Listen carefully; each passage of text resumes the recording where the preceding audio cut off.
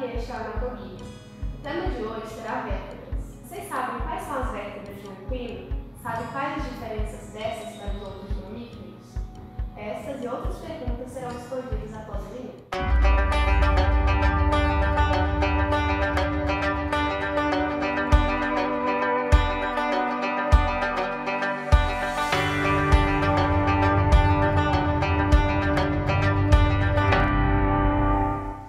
A coluna vertebral dos equinos é composta por 7 vértebras cervicais, 18 vértebras torácicas, 6 vértebras lombares, 5 vértebras sacrais e, por fim, 15 a 21 vértebras coxígeas.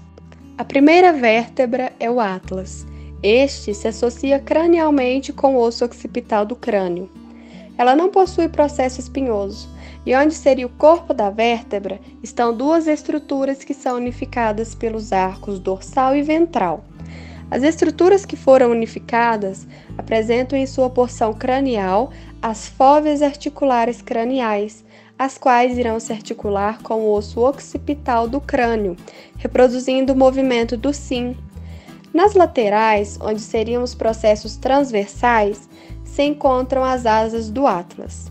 Na parte dorsal das asas se encontra uma fosseta, que irá dar origem ao forame vertebral lateral, que é voltado para o plano medial, e o forame alar, que é voltado lateralmente. O arco dorsal possui o tubérculo dorsal.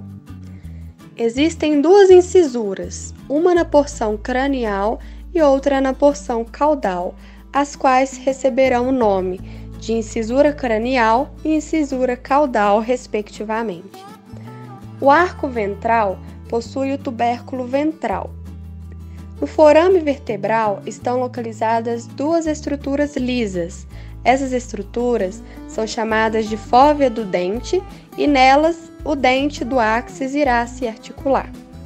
Na parte ventral se encontra uma depressão que é chamada de fossa do atlas. A próxima vértebra é o áxis, a segunda vértebra cervical. A sua principal característica é o dente do áxis ou processo odontoide. Esse dente permite o encaixe perfeito entre atlas e áxis, o que permite o movimento circulatório reproduzindo o não. Nas laterais ao dente, podemos observar os processos articulares craniais. Caudalmente, esta vértebra é muito semelhante às das demais vértebras cervicais, possuindo a fossa vertebral que se liga com a terceira vértebra. Os processos articulares caudais são bem evidentes e estão mais na parte dorsal da vértebra. A face ventral também é semelhante às das demais vértebras e possui a crista ventral com o tubérculo ventral. Ele também apresenta a presença de forames, sendo eles o forame vertebral lateral, que é encontrado na borda cranial. Ele vai dar passagem para o segundo nervo cervical. E o forame transversal, que está localizado ventralmente ao forame vertebral lateral. E, em alguns casos, ele não pode aparecer. Agora vamos falar um pouco sobre as vértebras C3 a C7. A C3 e a C5 são de tamanhos menores em comparação com a C6 e C7. Nestas, a crista ventral é menos evidente e o processo espinhoso mais evidente. Elas vão possuir o processo espinhoso bífido na terceira e quarta vértebra e pontiagudo na quinta. O processo transverso vai ser voltado para trás, para cima e para o lado. Possui o forame transversal. Na C6, o forame vertebral é mais largo por conta da intumescência da medula espinhal. Seu corpo vai ser mais curto, ela vai apresentar o forame transversal e uma lâmina ventral do processo transverso.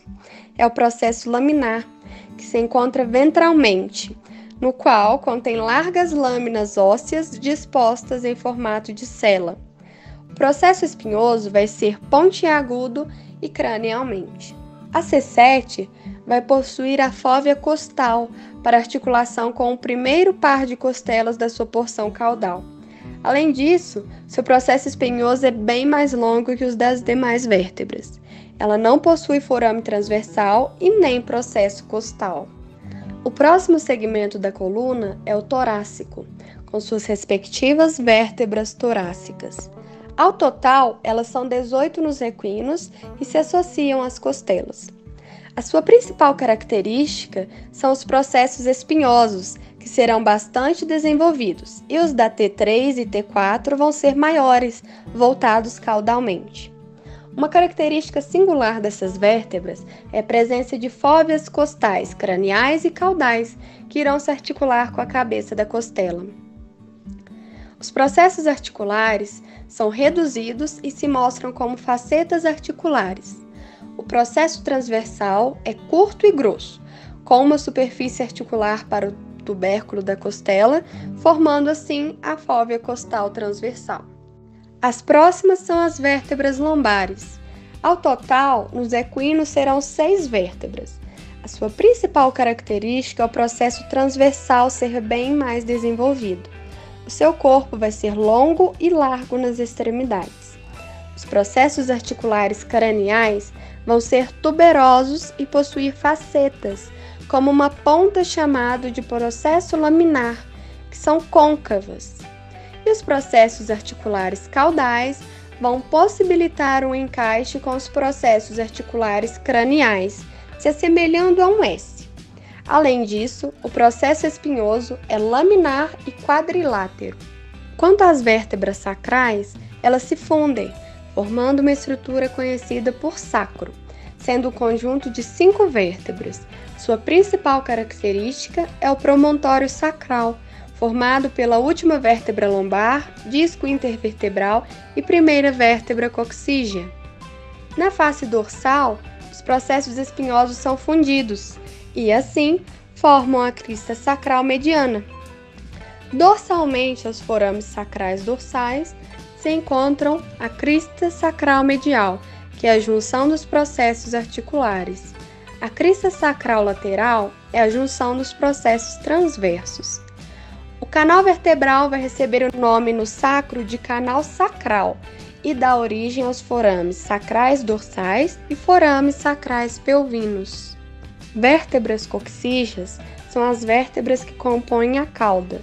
Sua principal característica são os processos emais na parte ventral. O conjunto dos processos emais forma o arco emal. Além disso, possuem processo espinhoso e transverso reduzidos. Agora, vamos falar um pouco sobre as costelas. São ossos alongados, sua cabeça se articula com as fóveas costais das vértebras torácicas e, ventralmente, se articulam com as cartilagens costais. Logo após a cabeça, se encontra o tubérculo da costela, que se articula com as fóveas costais transversais. As primeiras costelas vão se unir ao externo por meio das cartilagens costais. Elas podem ser divididas em costelas externais ou verdadeiras e asternais, falsas. As externais são as que se difundem diretamente com o externo, e as asternais precisam que a cartilagem costal encontre outra cartilagem costal para ir de encontro ao externo. O externo é um osso plano, que faz parte da parede óssea do tórax. Ele é a junção das esternebras pela cartilagem interesternebral. Na sua porção cranial, a esternebra mais cranial é chamada de manúbrio, unido às demais esternebras por uma juntura sinovial.